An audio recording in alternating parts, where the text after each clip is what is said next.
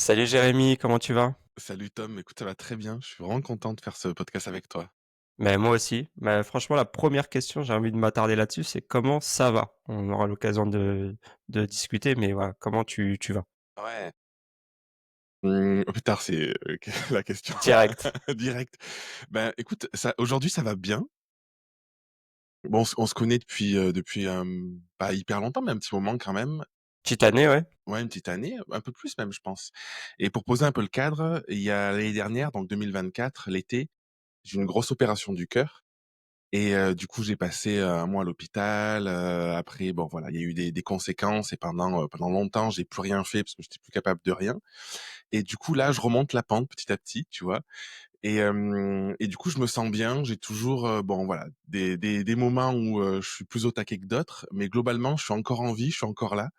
Je peux encore développer mon business, faire du marketing. Donc, on va dire que ça va bien, tu vois. Je suis heureux de vivre.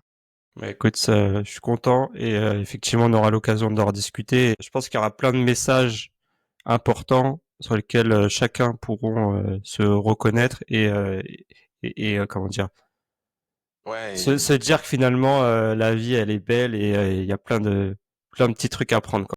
Ouais, tu sais, je me souviens d'une discussion qu'on avait eue, dans un mastermind où tu m'avais conseillé sur plein de choses, tu vois? Et en fait, je trouve que les choses, elles sont la vision est différente en fonction de ce que tu vis, en fonction des moments de ta vie aussi. Et parfois, ça vaut le coup de prendre un petit peu de recul et de souffler et pas trop se prendre la tête, je crois. Ouais. Bon, peut-être que vous allez sortir les mouchoirs, c'est pas de notre faute, mais l'histoire en vaut la peine. Ok, on est parti. Du coup, Jérémy, je vais te demander de te présenter déjà en une phrase. En une phrase, je dirais ce qui est le plus important pour moi aujourd'hui, c'est que je suis papa de 3 enfants. Je suis à mon compte, depuis 13 ans, depuis 2012. Après une reconversion, où j'étais urbaniste et je suis parti dans la photographie et aujourd'hui, je fais de l'accompagnement pour les entrepreneurs, pour les aider à connecter à qui ils sont vraiment et à trouver un petit peu cette part d'eux-mêmes qu'ils ont pu peut-être oublier certaines fois.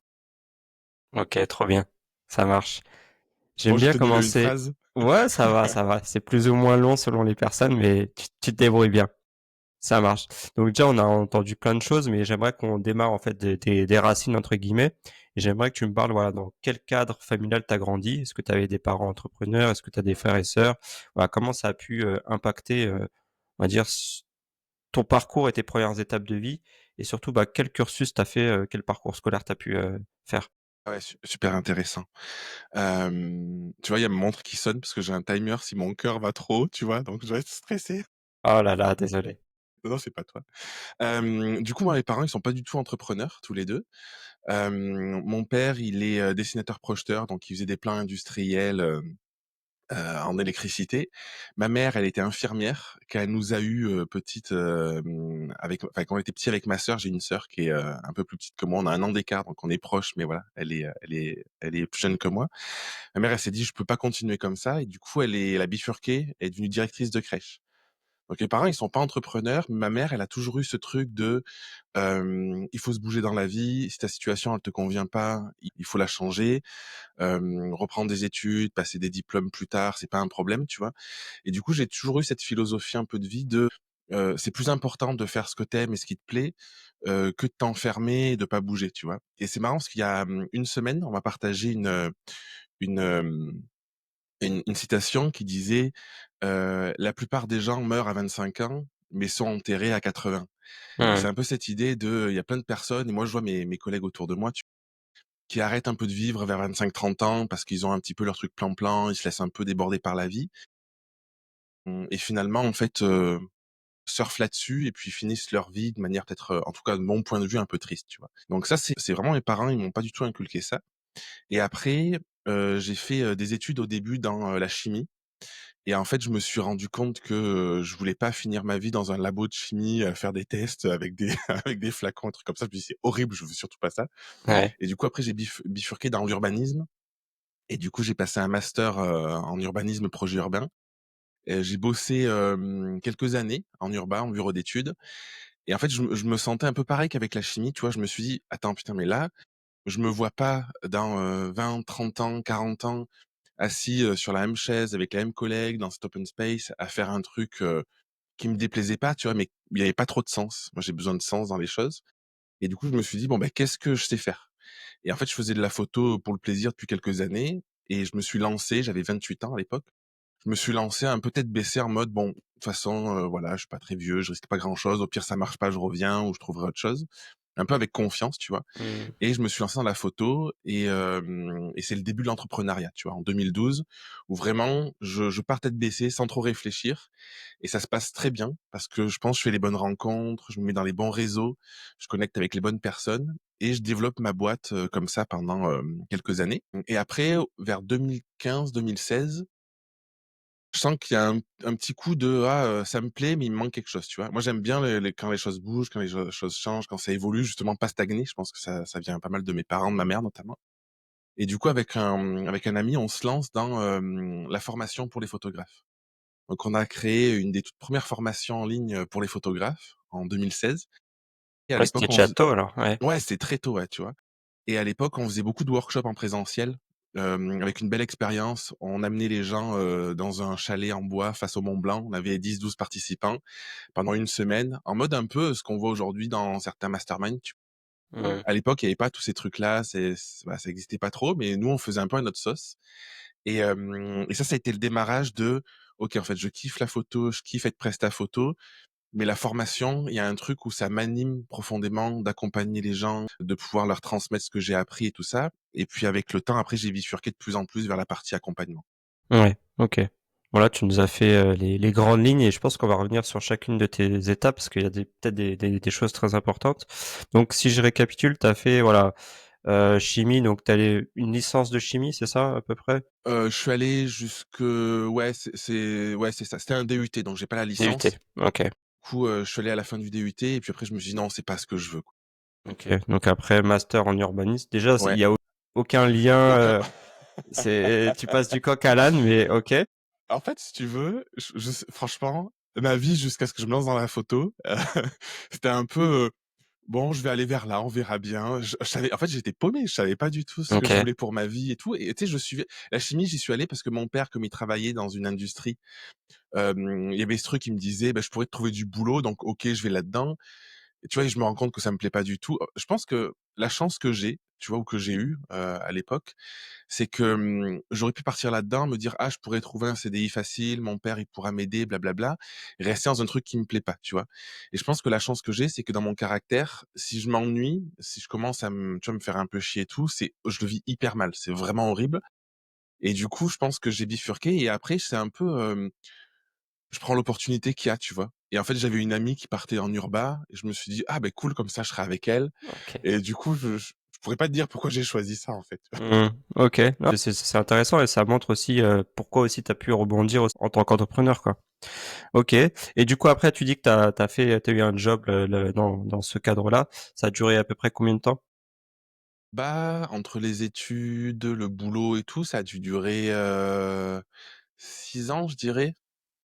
6-7 ans, ouais. Ouais et j'étais en bureau d'études à Aix-en-Provence et je faisais, principalement de l'aménagement pour, personnes à mobilité réduite, donc des diagnostics et tout, tu vois? Et ce qui m'a vraiment en fait, le boulot en soi, ça me déplaisait pas, mais ce qui m'a pas plu, c'était la relation avec, les élus.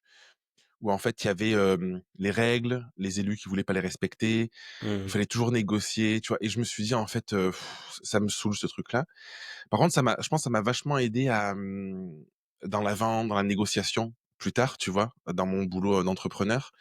Parce que quand tu es face à un élu, il faut leur vendre un diagnostic, un truc et tu vois, c'est des politiques, donc il y a plein d'enjeux derrière et tout. Ben ça te pousse à aller voir, qu'est-ce qui va faire que, ça va passer, comment tu peux gérer le truc. OK. Ouais, c'est intéressant. Ça marche et du coup, tu disais que tu étais un passionné de photo. Ça a démarré à peu près vers quel âge ça? Tu t'es dit, «Tiens, j'ai eu mon premier appareil photo et je Ouais. commence Bah, ça à faire». au lycée, mon père, il m'a offert mon premier appareil photo, donc je Donc devais être, au tout début du lycée. c'était du numérique ou Ouais, c'était c'était le premier numérique, c'était OK. le Coolpix, c'était un Nikon, 9000, et quelques, je crois, je sais plus, qui pivotait, en fait. Ça a été le premier numérique un peu haut de gamme qui pivotait. Alors, c'était un tout petit capteur à l'époque Mmh. et en fait, avec ce truc-là, je faisais des photos tout le temps. Je faisais des photos, de mes potes au lycée, je faisais des mini séances, tu vois, portraits, pour les gens. Enfin, j'ai OK. vraiment ce truc-là, quoi, tu vois? Et juste pour le plaisir, mais en fait, ce que je kiffais, c'était, connecter avec quelqu'un, en fait, avoir un outil. qui me permettait à un moment de connecter avec quelqu'un et d'avoir un résultat, et de tester le côté un peu créativité. OK, ça marche. Du coup, ça a été un cheminement aussi pour toi durant toutes ces années où et comment finalement ça s'est fait ce switch en te disant: «Je vais faire de ma passion un Mmh. métier», avec tous les risques que ça comporte? Ouais. Ah, c'est intéressant. Ben, je pense que, tu vois, la photo, j'en faisais, juste pour le plaisir. Après, je fais mes études à Grenoble. Quand je suis revenu à Aix-en-Provence, j'ai trouvé un club photo, où il y a beaucoup de de vieux, tu vois, de personnes comme ça qui sont là plus pour boire des bières que pour faire des photos, tu vois? Et dans ce club, j'ai trouvé un très bon ami. Après, on est partis en Inde tous les 2 et tout, tu vois, avec un mode sac à dos. Et en fait, lui, il avait un peu cette philosophie de: «J'ai envie de progresser, j'ai envie de faire bouger le club». Et du coup, on est devenus, responsables du club. Lui était président et puis moi, je l'épaulais. Et en fait, du coup, pendant, je pense que ça a duré 3-4 ans ça, où en fait, de plus en plus, je kiffais faire des photos, mais vraiment pour le plaisir, tu vois? J'avais jamais eu à l'esprit de me dire, «Je vais en vivre» ou quoi que ce soit. Moi, j'avais mon bureau, mon boulot en bureau d'études. Et avec cet ami, tu vois, je progressais, on faisait des mini cours, de photos pour les membres du club et tout. Et après on s'est dit: «On va développer le truc». Et du coup, on a commencé à lancer des cours de photos pour des personnes extérieures au club. Donc c'était un truc sur, je sais plus, 3-4 soirées, tu vois, sur un mois, où il y avait, de la théorie, de la pratique et tout, tu vois? D'ailleurs, c'est marrant parce que je pense que c'est ma première expérience de formation, vraiment concrète, en fait, si tu veux, Mmh. ce truc-là. Et ça, c'était, je pense c'était 2009-2010, quelque chose comme ça. Et donc je fais ce truc-là, je kiffe. Et en parallèle, je pense que j'avais pas du tout l'intention de vivre de la photo, de me lancer dans la photo. Et puis il y avait le message à l'époque, «On peut pas vivre de la photo, blablabla». Tu vois le message qu'il y a encore aujourd'hui? Tu dis: «Ouais, Oui, ouais. les gens, ils te transmettent juste leur peur et leur vision». Et en parallèle, en fait, c'était de plus en plus dur d'aller au boulot le matin. C'était de plus en plus dur de me dire, de me motiver, tu vois? C'était quand même quelque chose qui était très administratif, très protocolaire, l'urba avec les règlements, les trucs.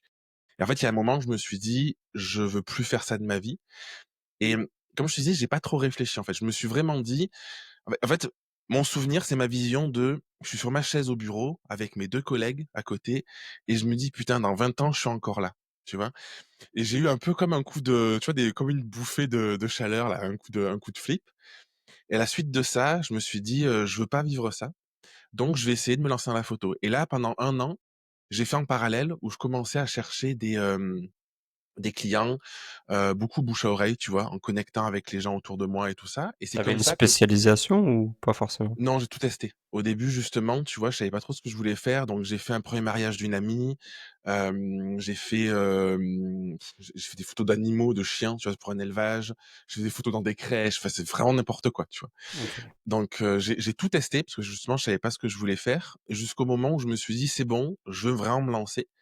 Et là, je me suis spécialisé dans la photo sociale, parce que c'est ce qui avait le plus de sens, de connecter avec les gens. Finalement, ce que je faisais pour le plaisir depuis des années. Et du coup, c'était, séance famille, séance couple, mariage principalement, et au début un peu de photos corpo avec des entreprises, tu vois?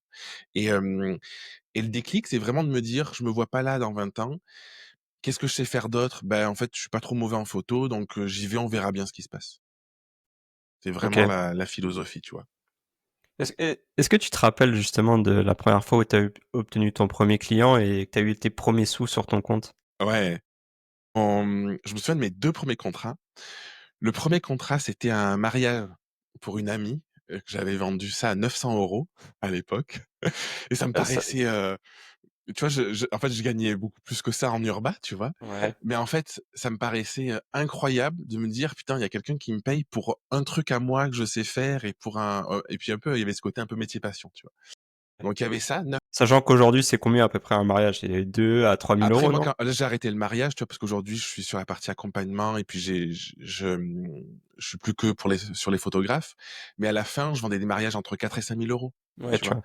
Et en France, le panier moyen, je pense qu'il est autour de 2000-2005 en OK. mariage. Donc Donc ça en fait soi, 900 €, c'est pas grand-chose, mais c'est vrai que pour une première fois, en parallèle de ton activité, ça tu dû kiffer.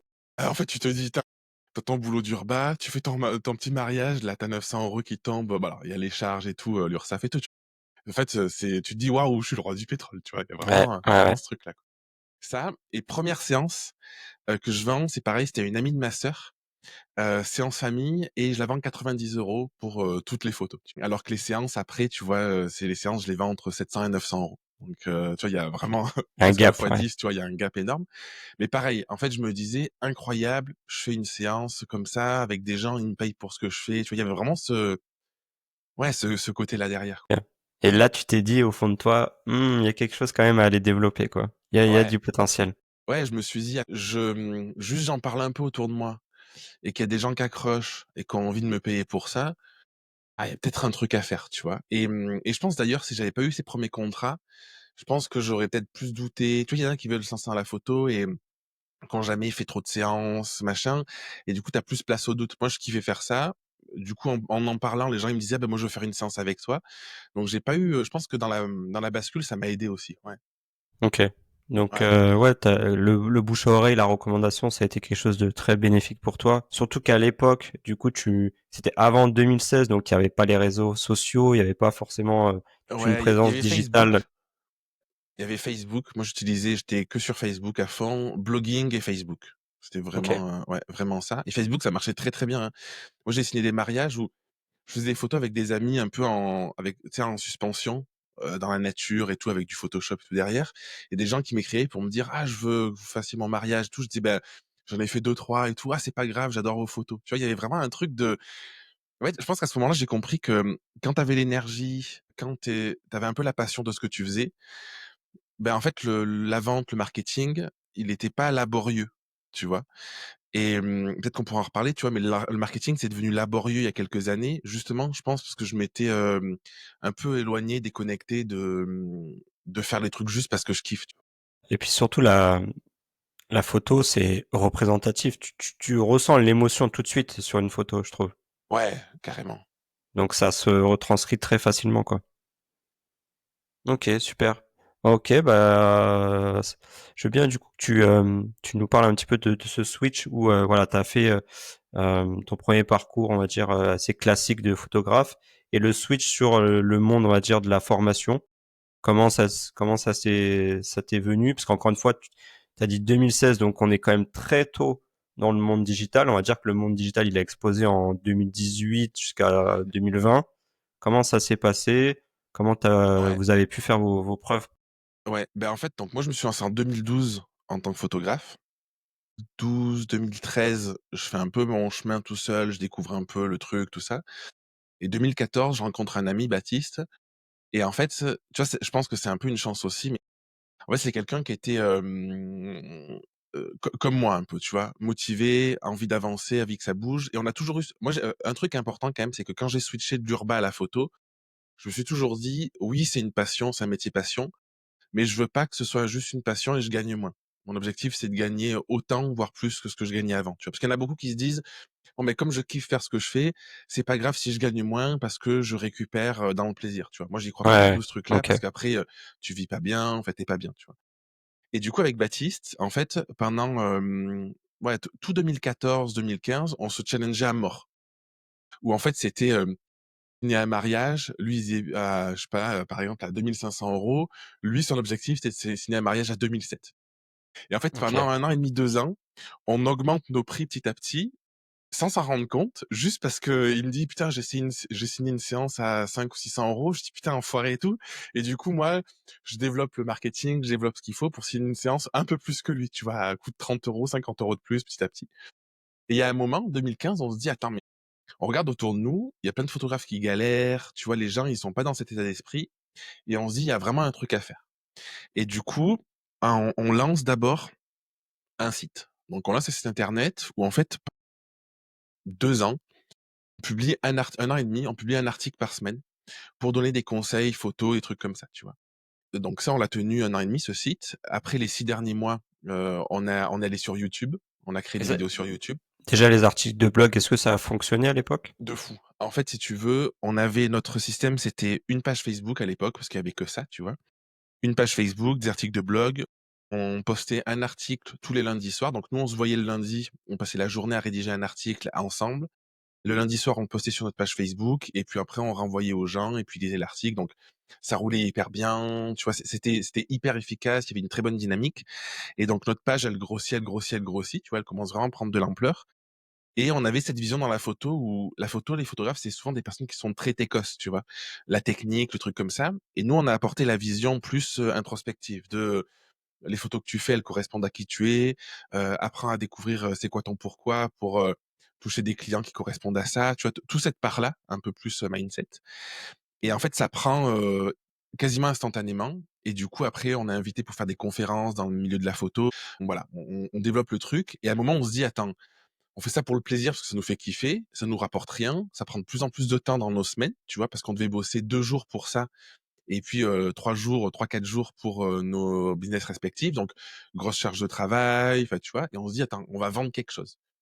Et donc on commence, on se dit: «Bah, on va vendre un truc le plus simple, c'est-à-dire un workshop en présentiel». Donc on fait un premier workshop pour tester un peu le truc. On se dit: «Le prix sera plus élevé, il y aura pas trop de participants, donc dans notre tête, c'est plus facile à vendre», tu vois? Et puis il y a pas tu réserves un lieu, tu prévois un planning sur 2 jours, donc c'était un truc, ça nous semblait accessible. On le lance, je pense qu'en une semaine, je crois, on le remplit et là on se dit: «Oh putain, il y a vraiment un truc», tu vois? Après on avait, je pense qu'on avait, je sais pas, peut-être, 2 000-3 000 personnes qui nous suivaient sur Facebook, mais en 2015, tu vois, c'est énorme. On avait notre site où il y avait beaucoup de trafic, donc on mettait, des bandeaux, des pop-up, pour annoncer le workshop et tout ça, donc ça prend hyper rapidement, tu vois? Et donc on vend ça, on fait ce premier workshop et ensuite on se dit: «OK, on va structurer pour en faire plus régulièrement et des workshops, plus complets et plus sexy», tu vois? Et donc c'est là, on passe sur le modèle de workshop d'une semaine, bah, de 5 jours et on va beaucoup plus en profondeur avec, il y avait une partie, vraiment basée sur la partie introspective, après sur la partie très business et puis il y avait de la prise de vue aussi pour les photographes et tu vois, super expérience, les gens, fous et puis, en fait, quand les gens sont contents, ils en parlent et puis c'était Mmh. devenu un peu de, on va faire le workshop de Baptiste et Jérémy, tu vois? Et donc ça et au bout de on en a fait 8 ou 9 de workshops en tout et je pense qu'au bout du troisième, au bout de la première année, ça devait être 2016-2017, tu vois? On se dit: «Attends, les gens viennent, on remplit sans problème. À chaque fois qu'on le lance, les 10 places, elles partent. Parfois, on doit en rajouter une ou 2, tu vois? Il y a des trucs comme Ça ça. coûtait combien à l'époque? Le workshop, c'était, autour de 2 000 € à peu près. Pour un photographe, c'est un budget quand même. Ouais, c'est un budget, ouais, en fait, il y avait plusieurs offres, mais c'était entre 1 500 et 2 500 et notre panier, il était autour de 2 000 à peu près, tu vois? Un peu moins, OK. peut-être, 1 900, un truc comme ça. C'est un budget, mais tu vois, c'était, vraiment une belle expérience et les gens, ils venaient pour, tout le package. Ça existait pas, des trucs comme ça à l'époque, tu vois? Oui, bien sûr. Et donc on se dit: «OK, c'est bien les workshops, mais il faut l'organiser, ça demande beaucoup de temps, ça fait du chiffre, mais en même temps, tu vois, il y a la complexité derrière, la logistique et tout». Et on se dit: «Ben, on va sortir une formation en ligne». Ça existait déjà les formations en ligne à cette époque-là ou dans En d'autres fait, il y domaines? en avait, il y en avait assez peu. Tu vois, c'était l'époque, un peu les débuts, de, Antoine BM, tu vois, il y avait beaucoup ce modèle des petits produits, des trucs comme ça, Mmh. en fait. OK. Tu vois, c'était vraiment ces trucs-là de, petites formations qui commençaient à popper, tu vois, à, 100 balles par mois et tout, tu vois? Et nous, comme on avait toujours fait les choses un peu en grand, on s'est dit: «On veut faire la plus grosse et la plus complète formation pour les photographes sur le marché». Parce que justement, on s'était dit: «Ça existe pas, il y en avait pas et beaucoup de formations en présentiel, mais il y avait pas de formation en ligne». Donc on s'est dit: «On va construire la plus grosse formation» et je pense que ça nous a pris, 4 mois à la construire, où c'était, 25 heures de contenu pour, apprendre la photo, développer ton business de photographe, tu vois? Et ça, on en a vendu, on a vendu, je sais pas, peut-être 200-300, je sais pas, tu vois? Et c'est une formation à autour de 500 € à l'époque, et ce qui était un Vous bon étiez bon content, ouais, des ouais, on est résultats? beh, si tu veux, pour nous, c'était un peu une activité secondaire. C'est-à-dire qu'en Ouais. fait, on vivait de la photo, du mariage, des prestats, tout ça et puis la formation, c'était on kiffe faire ça tous les 2 et puis ça met du beurre dans les épinards, quoi et jusqu'au Mmh. moment où, tu vois, tu te dis: «Bon, bah, en fait, le beurre, il y a plus de beurre que d'épinards», quoi, tu vois? Vous aviez quand Heu même, là je parle en tant que marketeur, mais vous avez du coup construit quand même toute une formation, vous avez passé 4 mois dessus, sans savoir que vous alliez vendre derrière, quoi. Donc il y avait quand même une part de risque. C'est vrai, on n'a pas pensé à ça à l'époque. En fait, si tu veux, comme on a fait plusieurs conférences, je te disais, nous, ce qu'on avait fait, c'est que sur la première conférence qu'on a fait, on s'était filmé. Et c'est une conférence de 2 heures, hyper quali, tu vois? On partageait vachement de trucs et tout. Et ça, on l'avait mis en lead magnet. Et du coup, on avait une liste email peut-être de 3 000 personnes, tu vois, en 2016. Et du coup, je pense qu'en fait, on n'a pas trop réfléchi parce que les gens, ils étaient tellement on remplissait nos workshops, on le sortait, une semaine après, c'était plein.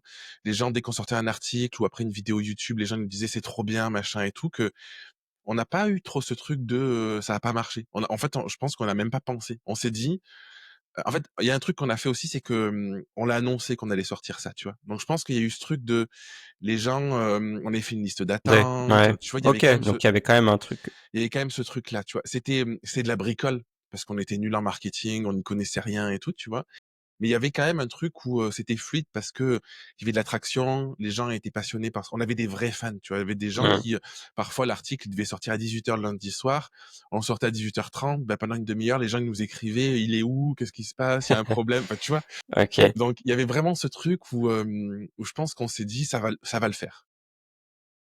Je sais plus ce qu'on se disait trop bien, exactement, mais il y avait un peu ce truc-là, tu vois? nickel. Bah, franchement, Voilà. chapeau, hein, déjà à l'époque. Ouais, mais D'avoir pensé à ça, de faire le switch et tout, c'était, encore une fois, il y avait quand même une part de risque, même si c'était encore une fois, comme tu as dit, secondaire. Je pense que si vous aviez pas eu les résultats escomptés, vous aurez pu en prendre quand même dans la tête, un ouais, petit coup au moral, quoi. je pense. Après, si tu veux, c'était une époque où on était un peu sous l'eau tous les 2 parce que on était un peu à 100 sur les 2 activités, tu vois? J'exagère, mais on était à 100 sur nos activités de photographe et puis, à 50 sur la formation, tu vois? Donc, je pense qu'il y avait quand même ce truc de, au pire, ça marche pas la formation, on a, nos prestats, nos clients, nos trucs, donc c'est pas grave, tu vois? Et en fait, on voyait la formation un peu plus comme, on kiffait vraiment faire ça, tu vois? C'est pas le truc il y en a plein qui peuvent se dire: «Tu fais de la formation parce que tu veux faire du business et puis que c'est plus fluide», tu vois? Ou je sais pas quoi. Bon, moi, ça déjà, j'y crois pas parce qu'en fait, si tu je pense si tu pas passionné par le truc, ça va être lourd et puis ça va pas marcher. Mais c'était vraiment le truc de, on le fait sans attente et on kiffe le truc et puis si ça nous rapporte quelque chose, tant mieux, ça nous rapporte pas, tant pis, quoi. Tu vois? Il y avait vraiment cette philosophie derrière. Ouais, ouais, ouais. Bah, je pense aussi, c'est le fait que vous ayez été quand même précurseur dans cette niche. Vous avez construit aussi comme tu as dit, une très bonne communauté. Et donc forcément, cette relation de confiance et tout ça, ça aide Ouais. quand tu lances des nouveaux projets ou des choses comme ça, quoi. On était quand même, quand on faisait ça ensemble, tu vois, on était quand même hyper reconnus. On a chacun écrit un bouquin aux éditions Erol sur la photo, Baptiste sur la photo de famille, moi sur le portrait. Et en fait, on avait vraiment fédéré autour de notre vision, notre manière de faire et tout. Et on était à la fois bons photographes, parce que je pense que Mmh. parfois, tu vois, on le dit pas assez, mais être bon dans ton métier, dans ton activité, bah, c'est quand même important. Ça te permet de sortir du lot. Et du coup, on était reconnus pour ça et tout. Et puis après, on était au bon endroit au bon moment, je pense. Ouais. Ouais, vous avez su saisir, l'opportunité, quoi. Ouais, carrément. Mais ça aide. Et du coup, ça me fait penser, est-ce que, bah, déjà à cette époque-là, vous aviez eu affaire, aux propriétaires sur Facebook ou, sur d'autres choses comme ça? C'est marrant. Hem, je pense que les premiers, ça a été sur YouTube, quand on a commencé à faire des vidéos YouTube. En fait, au début, on faisait des articles de blog et après on a vu un peu l'opportunité YouTube, tu vois?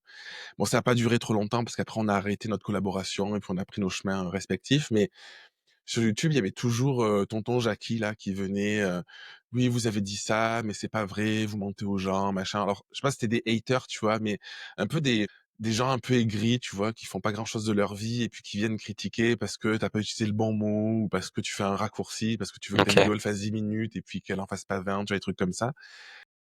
Donc ça, on en avait, et sur YouTube, on a commencé à avoir un peu sur, Facebook, à partir du moment où on a commencé à faire de la pub. OK. Où en fait, sur les pubs, on avait les gens qui disaient, «Ouais, c'est un mensonge, ça peut pas marcher». Tu vois, on avait un marketing, très, parce qu'on croyait profondément à ça, tu vois? Lance-toi dans la photo, kiffe ce que tu fais, connecte à ton pourquoi, progresse techniquement Ouais, et change ta à cette vie. époque-là, c'était pas possible Ah d'entendre non! ce genre de Tu truc. vois? Et on avait le message sur la tagline sur notre site, c'était, c'était «Change ta vie», tu vois? C'était Mmh. vraiment, ce truc-là, tu vois?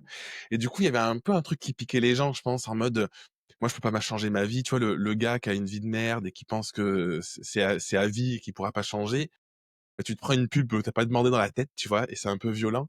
Et du Ouais. coup, c'est pas tant sur les posts et tout, c'est plus sur la publicité. On n'a pas fait beaucoup, mais quand on faisait de la publicité, il y avait un peu ce retour-là, sur certains Ouais, parce que youtubeurs. tu vas au-delà finalement de ta communauté, donc là tu t'attaques à du trafic froid, donc forcément, Ouais, ouais. Et ouais. comment du coup toi ça a pu t'impacter? Est-ce que c'est un truc où tu réagissais émotionnellement, ça te touchait ou pas du tout? Mais Ouais, c'est marrant parce qu'en fait, comme on était 2, tu vois, à faire le truc, direct, en fait, il y avait toujours l'un ou l'autre qui, relativisait, tu vois? Par exemple, je pouvais dire: «Ah putain, regarde, ce gars, il a écrit ça, putain, ça me déprime, est-ce que tu crois que c'est bien ce qu'on fait?» Puis Baptiste, il me disait: «Mais non, mais attends, on en a rien à foutre, de toute façon, c'est un pauvre type, viens, on va doubler le budget de pub» et tu vois? Et en fait, il y a quand même une vertu de travailler à 2, tu vois? Comme je te disais, quand on a démarré, on n'était pas associés à l'époque et en fait, on se motivait tous les 2. Quand tu es en binôme, tu vois? Il y a quand même ce truc où, qu'il y en a un qui est moins bien, ben, l'autre il compense. Quand tu as un doute, ben, l'autre il vient, rechallenger tout ça. Donc il y avait vraiment un truc vertueux où en fait on se motivait et on se laissait pas happer par ça, tu vois? Je pense que j'ai été plus touché à partir de 2019 quand on a fait, nos chemins séparés, où j'ai commencé à lancer mes formations en solo, sur le portrait, tout ça. Où là, quand j'avais des retours négatifs, des commentaires sur YouTube un peu durs ou sur la publicité, tu vois? Où là, ça, ouais, là, ça Ça me t'a touchait impacté, ouais. plus. Ouais, Mmh. un peu plus, quoi. OK. Bah, justement, je veux bien qu'on parle de cette, transition. On va dire de cette période entre le moment où, ça y est, la collab se termine, jusqu'à, ce que tu rechanges et ce sera le dernier sujet de ce nouveau métier. Mais voilà, j'aimerais bien que tu me parles de, voilà, de cette transition. Ouais, donc on s'est lancés tous les 2 en 2015. On a commencé vraiment à développer, ce qu'on faisait en 2016, tu vois? Et 2018, ouais, courant 2018, fin 2018, on commence à stagner un peu, où on sent que, on a des envies un peu différentes. Tu vois? C'est un peu comme dans un couple, tu vois, Mmh. parfois. Oui, c'est humain, hein. Ouais, c'est humain où tu te dis: «Bon, ben, moi j'ai envie de développer plus ça, ben, moi j'ai envie plus ça, machin», donc ça bifurque un peu et du coup on se dit: «OK, qu'est-ce qu'on fait?» Et en fait, la vie fait que, on fait un dernier workshop et en fait, on se dit: «Bon, ben, on arrête là», tu vois? On arrête là. Donc c'était dur comme décision parce qu'il y avait ce côté, bon, ben, on a construit plein de trucs pendant des années, on a une communauté, on a fédéré tout ça et on dit: «On arrête là, mais on va annoncer qu'on fait nos trucs, dans notre coin».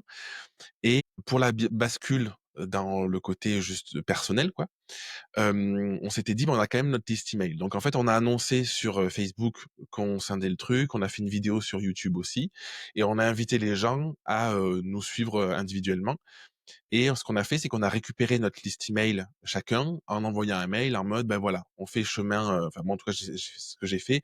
Je Mmh. pars dans mon côté, je vais développer une formation pour les photographes sur le portrait, parce que c'est ce qui m'anime profondément. Si tu veux continuer à être informé, ben, reste abonné, tu vois? Et sur 3 000 abonnés, je pense j'en ai gardé 2 000 à l'époque.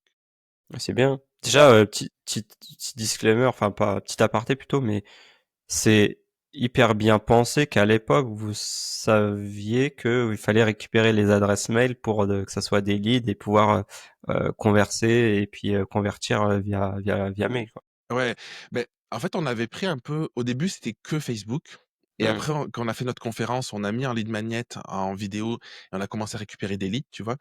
Et il y a eu l'époque où Facebook, les pages, elles commençaient à moins bien marcher et c'était, les groupes qui commençaient à prendre le pas, tu vois? Des trucs comme ça. Et du coup, on avait senti ce truc de: «Attends, si on a juste notre page Facebook, c'est bien, on a des abonnés, mais un jour on serait invisible», tu vois? Et du coup, c'est pour ça qu'on avait commencé à récupérer des leads, je pense. C'était vraiment la OK. philosophie. Et moi, je me suis dit: «Je pourrais plus poster sur notre page Facebook, je pourrais plus poster sur notre chaîne YouTube, le site internet, les articles de blog», parce qu'en fait, ce qu'on faisait, c'est que dès qu'on sortait une vidéo YouTube, on faisait un article, qu'on mettait sur le site pour continuer à entretenir le référencement naturel et tout, tu vois? Et en fait, le deal, c'était, ben, on avait une plateforme ensemble, on arrête, donc on va pas poster individuellement sur la plateforme, tu vois? Et je me dis: «Attends, il y a plus Facebook, il y a plus YouTube, il y a plus, le site internet, il faut que je trouve autre chose», tu vois? Et en fait, c'était assez logique de me dire: «Ben, on a cette liste email où les gens qui vont lire nos articles et tout ça, ils sont dessus, donc je vais leur proposer de basculer et de venir, sur ma liste email, à moi, quoi», tu vois? C'était vraiment Yes. cette philosophie. Ouais, du coup, ça a bien marché si tu as récupéré, 2000, Ouais, mais parce que personnes. je pense qu'on avait, tu vois, on a jamais eu des dizaines de milliers d'abonnés, mais je pense qu'on avait des vrais, vrais fans, tu vois? On avait des taux d'ouverture à nos mails à 70-75. Tu vois? On avait vraiment des gens qui étaient vraiment heureux d'être là et qui étaient impatients de recevoir le mail pour aller lire, l'article du lundi, tu Ouais, ouais, bah, comme tu dis, hein, c'est métier passion, quoi. vois? Ouais, Clair. c'est ça. OK, ça marche. Du coup, comment ça se passe cette transition? Donc tu gardes finalement le même système d'offres. Tu vends du coup de la formation en ligne, mais qu'est-ce qui change pour toi dans ton quotidien, ta façon du coup de vendre, ton marketing, est-ce qu'il évolue? Ouais. Moi, je bifurque où dans ma tête, je me dis: «Je veux faire une chose, c'est, une formation sur le portrait». En fait, depuis le lycée, je fais des portraits de mes potes, tu vois? De mes amis, je kiffe ça. En photo, je m'étais réorienté du coup, spécialisé dans, le portrait. Alors je faisais du reportage, mariage et tout ça, mais 2019, j'arrête le mariage, 2019-2020, j'arrête le mariage et je fais plus que du portrait. Et je me dis: «Bon, ben, je vais être la référence dans le portrait, et du coup, je vais faire une formation sur le portrait». Et donc là, je passe, pareil 3-4 mois à, construire ma formation, à la structurer, à la rédiger, tout ça, et je m'enferme une semaine dans un Airbnb pour faire le tournage. Donc je fais ce truc-là un peu, tu vois, voilà. En parallèle de ça, je faisais toujours des prestats photos. Donc je me dis: «Bon, je vais faire ce truc-là, on va voir ce que ça donne». Et je fais un premier lancement, sur ma liste email, donc les 2000 personnes là. Alors j'aurais dû regarder avant pour avoir les chiffres exacts, mais je fais un premier lancement en mode, un peu bêta testeur, tu vois? En mode, je lance ma formation sur le portrait, elle va bientôt sortir. J'ai tourné, peut-être, je sais pas, 80-90. Je la vends, et je veux voir un peu s'il y a des trucs à améliorer, à modifier, à transformer, tout ça. Et je pense que je la lance et je dois faire, peut-être, je sais pas, 30 ou 40 ventes, un truc comme ça. Et à l'époque, ça coûtait combien? Elle coûtait 600 €. Oui, quand même. Ouais, ouais, ouais. Et je me dis: «Putain, énorme, quoi». Je fais ce truc-là, un peu bêta-testeur, je fais une séquence mail sur une semaine, tu vois? Et ça prend bien. Donc je lance ce truc-là, je la délivre, je l'améliore, je rajoute des vidéos, je fais des petits trucs, tu vois? Et je pense que 6 mois après, je la relance. Tu sais, c'est un système de je l'ouvre, elle est dispo pendant une semaine et puis après elle est plus accessible, tu vois? Et puis je faisais des lancements comme ça, tu vois? Je la relance, je pense fin 2019, un truc comme ça, et là je fais 12 000 € de vente et je me dis: «Waouh, incroyable», tu vois?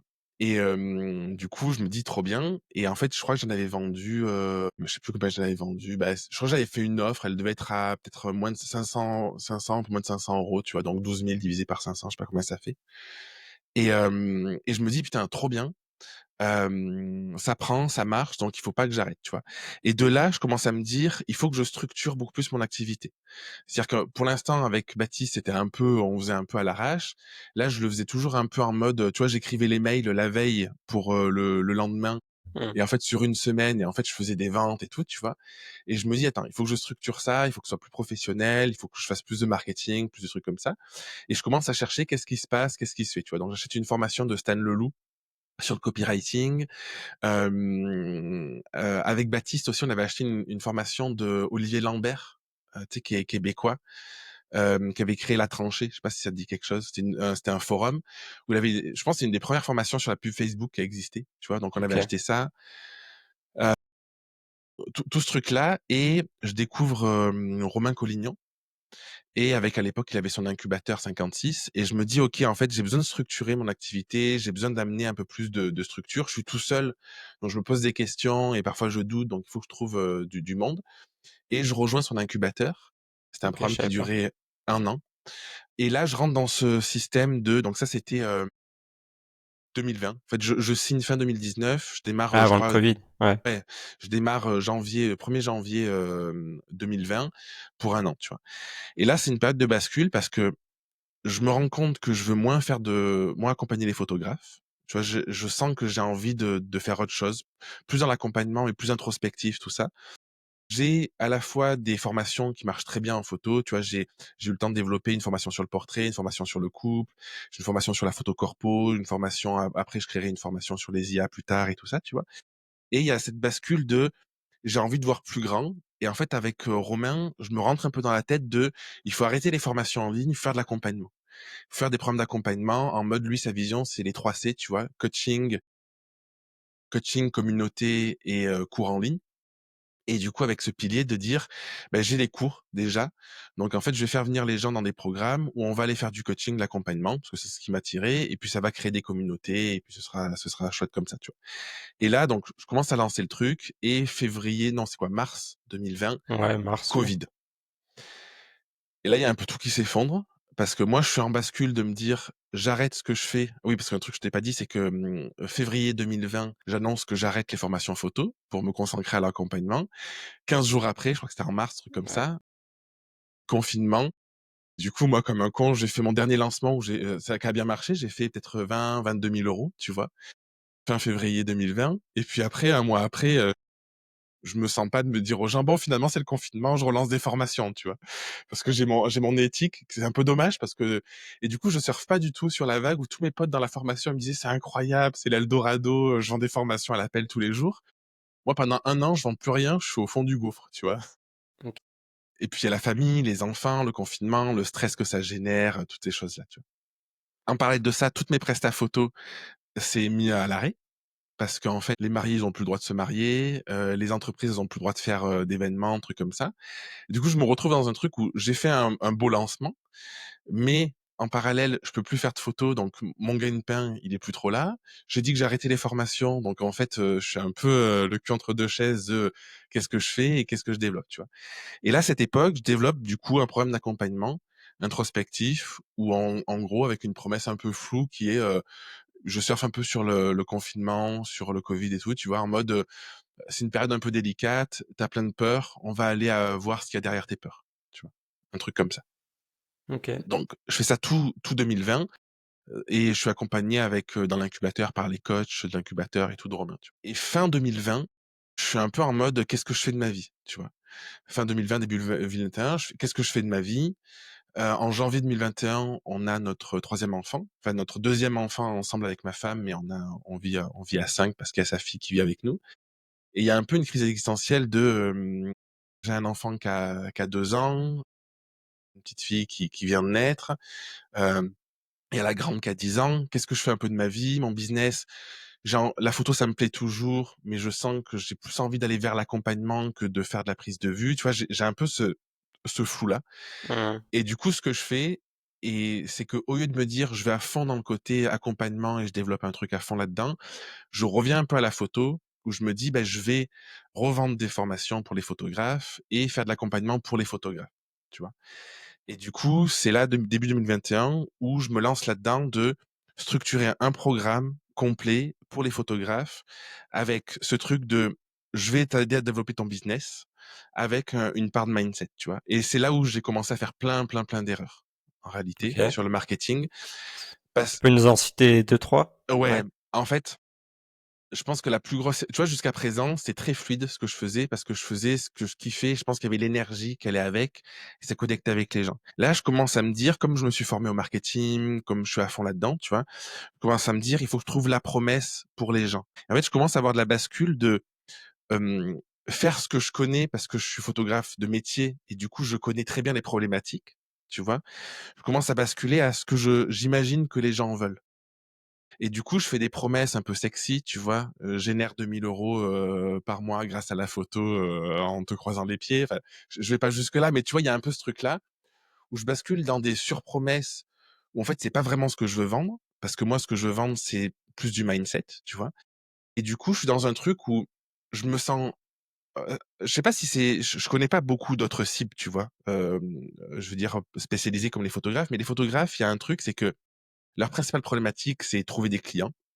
Pour générer de l'argent, tu vois? C'est vraiment leur principale douleur. Ils ont pas de clients.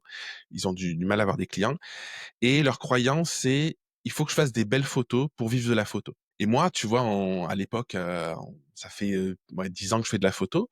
Je sais très bien que avoir un niveau technique correct, c'est important, mais au-delà, de surformer à la technique, ça sert à rien. Et ce que je vois, ce qui a transformé mon activité, ce qui a fait que je vendais des mariages 4 000 à 5 000 €, je vendais prestats corpo à pareil, 3 000 à 4 000 à 5 000 €, tu vois? C'est pas parce que je suis bon techniquement ou je suis meilleur techniquement. C'est parce que du coup, j'ai intégré à la fois du marketing, à la fois de la partie business, de structurer des offres, les rendre sexy, apprendre à les communiquer et tout ça. Et aussi parce que j'ai vachement travaillé sur avec Baptiste, ce qu'on faisait, c'était un peu du mindset, tu vois? Je suis à, je sais pas, à l'époque, 190 € la séance. Il me disait: «Attends, mais moi, je viens de vendre une séance à 250 €. OK, en fait, bah, je vais vendre une séance à 250 €. Ah putain, je sens que ça bloque. Ben non, on fait comme ci, comme ça, tu pourras rajouter ça dans ton offre». Et en fait, on a progressé comme ça. Et OK. moi, ce que je veux vendre aux photographes à cette époque-là, c'est: apprends à te connaître et intègre vraiment du business dans ton activité. Et là, je me confronte à un truc où je me rends compte qu'il y a beaucoup de photographes qui veulent pas que leur entreprise fonctionne mieux. C'est-à-dire que sur le papier, ils se plaignent de pas avoir assez de clients, ils se plaignent de que ça marche pas assez bien. Par contre, quand tu leur dis, bah, j'ai une solution où on va vraiment aller revoir la partie marketing, la partie vente, la partie acquisition, enfin, tu vois, toute cette partie-là, très marketing. Ah ouais, mais moi, tu sais, j'aime pas trop vendre. Moi, le marketing, ça me plaît pas. Et tu vois, il y a ce truc-là de, non, mais je préfère prendre un workshop pour progresser en lumière, tu vois. Et en fait, je me confronte à ce truc-là où j'ai, j'ai une solution qui fonctionne, qui a fonctionné pour moi, qui fonctionne pour les clients que j'ai, mais avec un marché où il y a une vision tellement grande sur le métier passion de ce qui va me sauver, c'est d'être meilleur techniquement ou d'avoir plus de matos, qu'en fait, petit à petit, je me perds un peu parce que ça demande beaucoup d'énergie bah, de faire de l'éducation de ta cible, tu vois, Mmh. et de leur montrer que, bah, en fait, t'as pas besoin d'être meilleur en technique. Tu as besoin de dépasser certaines peurs pour, au lieu de vendre ta séance 100 balles, peut-être la vendre 2, 3, 400 balles. Et en fait, je me confronte vraiment à ce truc-là. Ok. T'as d'autres exemples à part ça ou? Ça, c'était, je pense, l'exemple le plus frappant, tu vois, sur ça. Après, les erreurs marketing que j'ai pu faire, je pense que la plus grosse, c'est ça, c'est euh, trouver des promesses qui étaient pas alignées vraiment à ce que je voulais faire, en cherchant plutôt quelle est la promesse qui va leur parler que ce que je veux apporter, tu vois? Il y avait ce truc-là. Après, je pense que l'erreur que j'ai faite aussi, si ça c'est intéressant, c'est que avec Baptiste, il y avait ce truc où pendant, ouais, plus de 2 ans, je pense, on a eu un article par semaine, après une vidéo par semaine. Et là, en fait, je rentre dans un truc où j'ai plein d'amis qui sont dans la formation, dans le coaching, tout ça. Et en fait, je découvre que tu peux être sur Instagram, ça explose, que tu peux être sur LinkedIn, que tu peux être sur YouTube, que tu peux lancer un podcast et tout. Et l'erreur que je fais aussi, je pense à cette époque, c'est que je vais un peu partout. Et en fait, je vais un peu partout, sauf que j'ai pas l'ossature, j'ai pas la trésor ou les équipes pour être sur 3 ou 4 réseaux, tu vois. Et donc, je pense que ça, c'est une grosse erreur où je commence à m'éparpiller. Mmh. Et au lieu de faire un truc bien et d'être constant et de sortir un contenu par semaine très très quali, très poussé, tu vois, parce que ça nous prenait quand même une journée par semaine pour créer nos contenus à deux. Ben en fait, je commence à à lancer un podcast, je commence à faire des vidéos sur YouTube, des trucs. Du coup, j'en poste parfois pendant une par semaine pendant 15 jours et puis après pendant un mois, il y a plus rien, tu vois. Et du coup, je pense que ça c'est une des plus grosses erreurs, le côté un peu trop sporadique où je veux être un peu partout, je veux toucher un peu tout le monde et du coup, bah ça marche pas, tu vois. Ouais. Ça et dernière erreur, je pense, c'est que je veux être présent sur Instagram et du coup, je commence à communiquer sur Instagram, mais je pense que je me fais accompagner par une community manager, tu vois? Mais je pense que j'ai pas de stratégie derrière. C'est pas très clair, en fait, tu vois?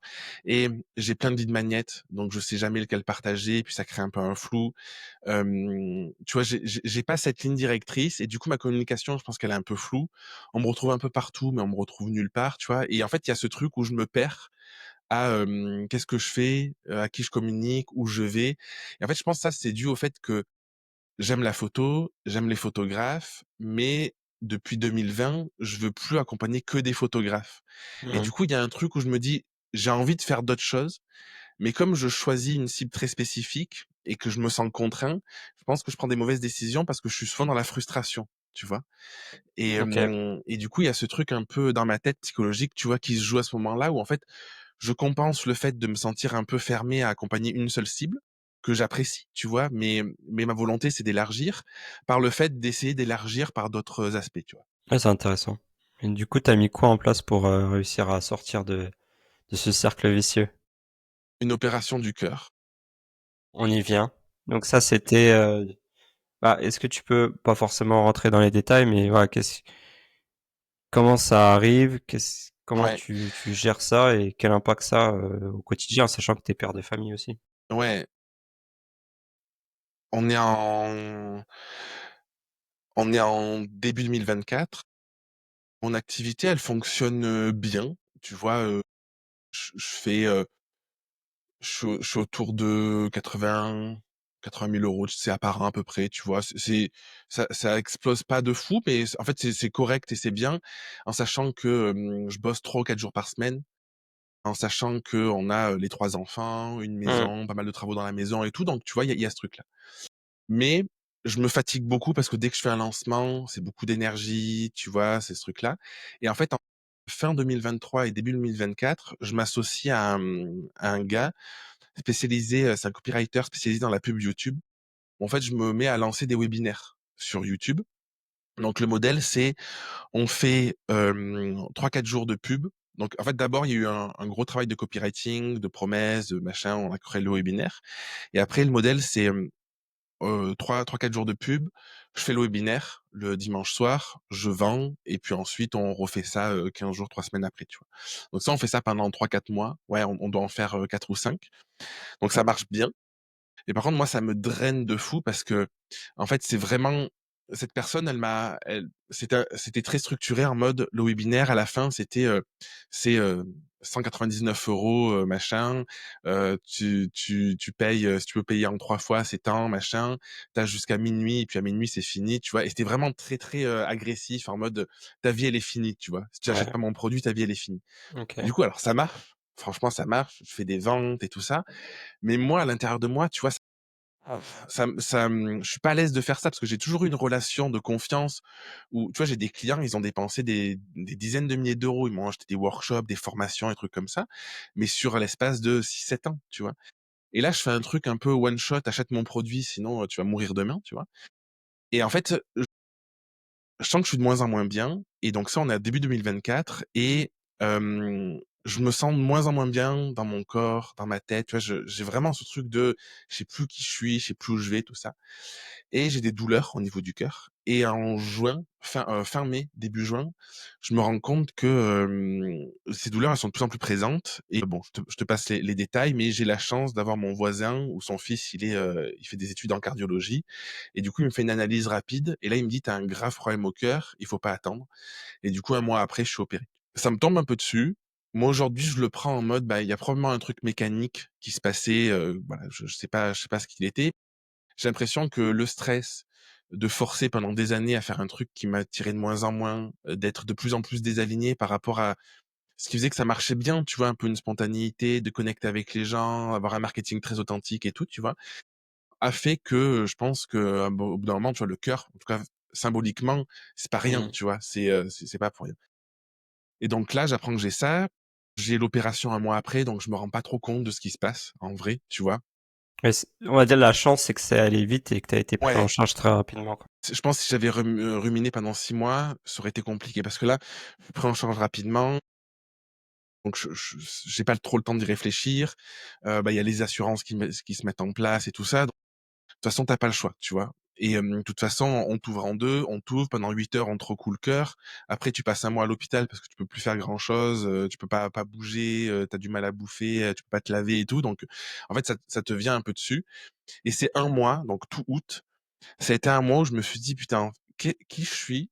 Qu'est-ce que je veux vraiment dans ma vie?» tu vois? Et qu'est-ce qui s'est passé pour passer de, il y a 13 ans, 12-13 ans, je me lance dans la photo, je fais un métier passion, je kiffe ça et ça me nourrit, à je suis sur une table d'opération et je sais plus ce que je veux faire dans ma vie, tu vois? Donc ça a été le point de bascule et donc c'était en juillet, 2024 et c'était le point de bascule de me dire: «OK, en fait, je me fais la promesse de développer une boîte qui soit vraiment alignée par rapport à ce qui me nourrit profondément. En fait, tu vois, je pense que quand dans tes valeurs hautes, tu as le business ou tu as l'argent, tu peux faire plein de trucs parce que en fait l'argent va te driver, tu vois. Moi, j'ai pas ça dans mes valeurs hautes, l'apprentissage, le lien, la connexion aux autres, le partage et du coup, j'ai j'ai perdu le fait de nourrir ces trucs qui est important pour moi au détriment de me dire il faut que je fasse grossir mon business, tu vois. Mmh mh. Et du coup, la bascule, elle est là de je veux pas revenir sur une table d'opération dans 5 ou 10 ans parce que je serais passé à côté de ma vie. Je veux pas dire à mes enfants, leur donner un modèle de, il faut que tu fasses ce que t'aimes et en même temps, en fait, me tuer à bosser, 80 heures par semaine parce que je fais un truc qui me plaît plus ou des choses comme ça, tu vois? Ça a été vraiment le déclic. OK, c'est dur de di de rebondir par rapport à ça. Vas-y, hein, je suis L'essentiel open, non, mais l'essentiel effectivement, c'est que ça aille mieux. Forcément, bah, c'est un mois de contraintes, comme tu as dit, ça t'a mis en période d'introspection. Donc quand ça allait mieux, sur quoi tu t'es dirigé? Du coup, quelles actions tu as mis en place? quel mode de vie tu t'es instauré pour que aujourd'hui ça aille mieux et que tu sois plus ou moins, parce qu'il y a toujours Ouais. l'incertitude, mais en tout cas, OK avec ce que tu fais, quoi. Ouais. Bah, déjà, il y a un truc, c'est que, il y a un mois à l'hôpital, mais tu vois, depuis l'opération, ça fait pas encore un an, mais j'ai toujours, des gènes. Mon cœur, il avait doublé de volume, donc j'ai des médicaments, des méta-bloquants pour, bloquer le cœur. Donc en fait, pour qu'il monte moins, tu vois, dans les tours, dans les pulsations. J'ai plein de cachets à côté parce que je fais de la fibrillation cardiaque. Bon, tu vois, il y a tout le package et du coup, malgré moi, j'ai envie de dire, il y a mon corps qui me stoppe quand ça va pas. Tu vois, il y a des moments où là, tu vois, aujourd'hui, ça va bien.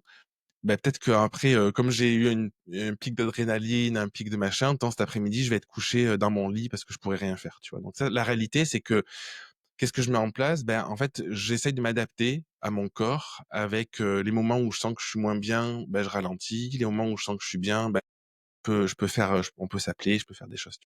Donc il y a un peu un côté, aujourd'hui, il y a un peu un côté entre 2 où je sens que je peux pas encore être à 100% où j'aimerais être et je peux pas développer ce que j'aimerais développer et du coup, je le prends de manière un peu philosophique de me dire: «Ben, c'est l'occasion justement de faire un truc que j'ai jamais trop su faire, de être beaucoup plus attentif à mon fonctionnement, mettre la limite de, ben, en fait, quand je suis fatigué et que mon corps il me dit, là, j'arrive plus à réfléchir ou tu vois, je fais des malaises, des petits trucs comme ça, ben, en fait, va dormir et puis il y a rien de mieux à faire», tu vois? Donc je suis un peu dans ce truc-là où ça me pousse, moi je vois ça de manière très positive, hein.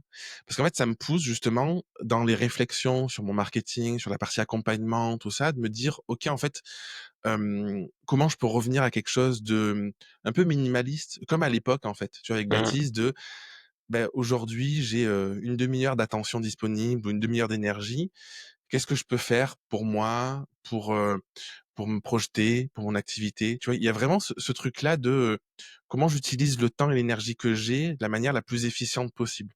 Et du coup, moi, ça m'aide beaucoup à justement pas partir dans tous les sens et pas m'épuiser et à me recentrer, vachement, tu Ouais, faire la tâche la plus... Comme le livre Avaler le crapaud, quoi, en gros. Quelle est la tâche la plus importante? vois? Ouais, c'est ça, tu vois? Et si ouais, c'est bah, souvent, tu vois, je me dis: «S'il y a un truc à faire aujourd'hui, c'est quoi?» Tu Mmh. vois? C'est, s'il y a un truc que je peux faire où je peux être satisfait à la fin de ma journée de me dire: «Putain, je suis fier de moi», tu vois? Qu'est-ce que ça va être ce truc-là, tu vois? Et en fait, ça a beaucoup de vertus parce que ça t'évite à partir dans tous les sens, ça t'évite, de, je sais pas, de te surcharger alors qu'en fait, tu sais, c'est la loi de Parkinson, alors que tu pas besoin et que tu peux être hyper efficace et rapide dans un domaine. En tout cas, je le vois de manière hyper positive, tu Et puis ça se ressent aussi. Donc vois? cool, cool.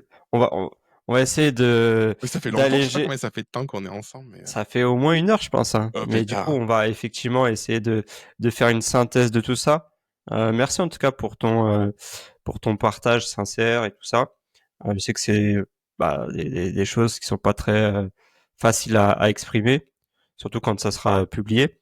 Si Ouais, tu dois faire peut-être un feedback sur toutes ces années d'entrepreneuriat, quels sont, ouais. on va dire, allez, le point le plus positif et le point que tu aurais pu éviter ou le conseil justement à donner à d'autres pour éviter Ouais. justement peut-être de tomber dans ce truc-là, quoi. OK, ouais, OK. Bah, peut-être le truc le plus positif, en tout cas moi, ce qui m'a beaucoup aidé, c'est, de suivre un peu son ressenti, ses envies quand même, tu vois?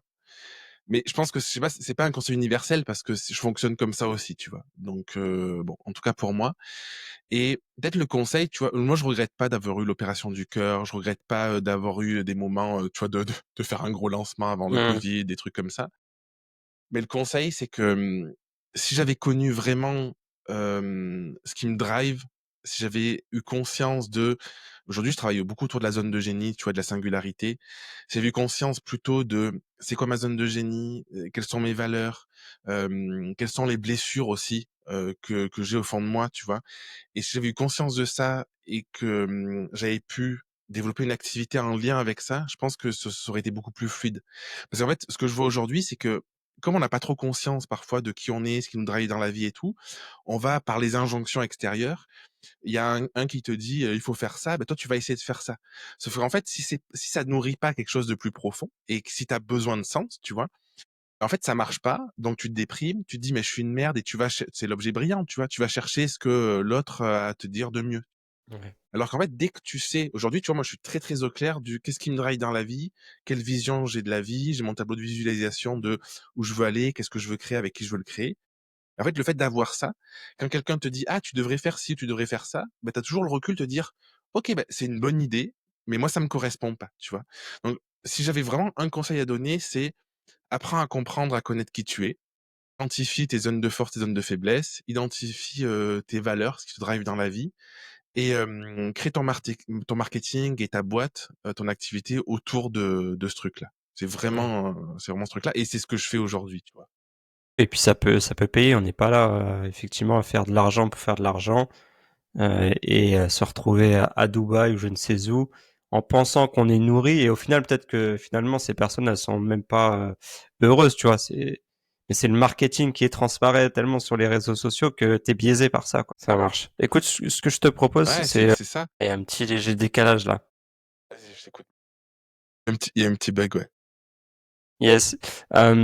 Pour finir, je termine toujours par des petites questions en vrac entre guillemets pour apprendre à plus te découvrir. Donc si t'es OK, tu vas répondre bah, de manière spontanée. OK, OK. Si tu prends un petit déj, t'es plutôt salé ou sucré? Salé. Ton film ou ta série préférée? Oh putain. Hem, Celui qui t'a le YouTube. plus marqué, quoi. YouTube? Ah ouais, c'est bien. Je regarde aucune série, très peu de films, avec Et les du coup, enfants des YouTube, dessins animés. c'est quel genre de truc que tu regardes? YouTube, c'est, soit des vidéos plus techniques, soit plus psycho, soit très marketing, business. C'est assez éclectique, mais des sujets qui OK, me parlent, tu vois? ça marche. T'es plutôt mer ou montagne? Matin ou soir? Ouah, Tu préfères écouter un podcast ou lire un livre? podcast. Ça tombe bien. J'espère que t'écouteras le nôtre. On va Thé ou sur des café? clics. Ah écoute, j'essaye de diminuer le café. Ouais, Depuis la je mon opération suppose du cœur, que oui, j'en c'est bois pas. quasiment plus, ouais. Ça marche. Quand tu veux te détendre, du coup, sport, si t'as le droit, ou canapé? Je marchais. Ouais. Tu préfères travailler dans le silence ou avec de la musique? Ah, ça dépend des moments. Quand je dois me concentrer, plutôt le silence et sinon j'aime bien qu'il y ait un peu de musique. Ok. T'es plutôt organisé ou freestyle? Ça dépend dans quoi et ça dépend des moments. Ok. Et la question marketing à 1 euro, tu préfères 1 million cash maintenant ou 10 000 euros par mois à vie? 10 000 € par mois à vie, sans hésiter. Sans hésiter. Ok. Pas de justificatif, t'inquiète pas. Ça marche. On arrive en fait sur la fin de l'épisode. Moi, je suis hyper content que tu aies pu voilà, partager ton expérience. Et ça montre aussi que bah, voilà, des métiers passion, on peut aussi en faire une activité lucrative à la hauteur de Ouais, ce qu'on veut, bien évidemment. ouais. Euh, Est-ce que, je sais pas, tu aurais un dernier message que tu aimerais partager, soit rebondir sur quelque chose ou carrément dire quelque chose dont on n'a pas du tout abordé? Ouais. Bah, franchement, si j'ai un truc, tu vois, je pense que ce qui caractérise un peu mon parcours, même dans avec l'opération, ça a rien à voir avec le marketing, mais dans ce que j'ai ressenti, c'est d'être bien entouré, tu vois? Où en fait, j'ai toujours été bien entouré. En tout cas, je me suis toujours bien entouré parce que je pense que j'ai toujours eu cette vision de trouver les bonnes personnes et tout ça, tu vois? C'était le cas avec Baptiste, c'était même avec ma femme, tu vois? Je sens qu'il y a un vrai équilibre, avec mes clients, avec, des collègues, même avec toi, tu vois? Les discussions qu'on a eues, quand on était ensemble dans le mastermind et tout, tu vois? C'est des personnes où je me dis: «En fait, c'est important d'avoir des personnes ressources, des personnes de confiance» et je pense qu'une des clés, en tout cas de mon parcours, c'est, d'avoir eu, les bonnes personnes au bon moment et la puissance de l'entourage, tu vois? Effectivement, si on réécoute le podcast, on pourra comprendre que tu as eu les bonnes personnes et saisir aussi les bonnes opportunités au bon moment, quoi. Parce que parfois, tu as des bonnes opportunités, mais tu vas pas. Et du coup, bah, Ouais, tu passes à travers bah, ouais, des opportunités, quoi. Donc, tu as su faire ouais de t'as et su allier les deux, ouais, quoi. c'est ça, c'est en fait d'arriver à trouver où quand est-ce qu'il y a besoin de forcer un peu parce que, il faut te bouger un peu le cul, tu vois? Et quand est-ce que c'est pas le moment? et parfois c'est pas évident, tu vois, à jauger. Parce qu'il y a des moments, c'est pas encore le moment parce que t'as peut-être pas les clés ou ce qu'il faut pour que ça fonctionne, tu vois. Donc ouais, essayer d'être dans la justesse en fait. Ouais, il y a vraiment ce truc-là, quoi. Bien joué, la En justesse. tout cas, On va merci retenir Tom, ça. hein. Franchement, merci. Ouais, la justesse. Merci pour cet espace et tout parce que je pense qu'il y a plein de trucs que j'ai jamais dit, tu vois. Et merci, mais franchement, merci à toi. Non, c'est moi qui te remercie. Encore une fois, c'était ton moment et je trouvais important que tu puisses effectivement partager ton histoire. De toute manière, on mettra aussi dans les commentaires les réseaux sociaux ou un lien sur lequel si on a envie de prendre contact avec toi. Parce qu'on n'a pas forcément abordé ta nouvelle activité, mais on laissera les gens découvrir. Si les gens ont été touchés par ton histoire, ils pourront venir te découvrir sur les réseaux sociaux. Écoute, je te remercie encore une Avec fois. plaisir. Et puis bah moi je te souhaite la santé en Merci à toi. priorité. Et puis bah après tout le succès que tu mérites. Merci Tom.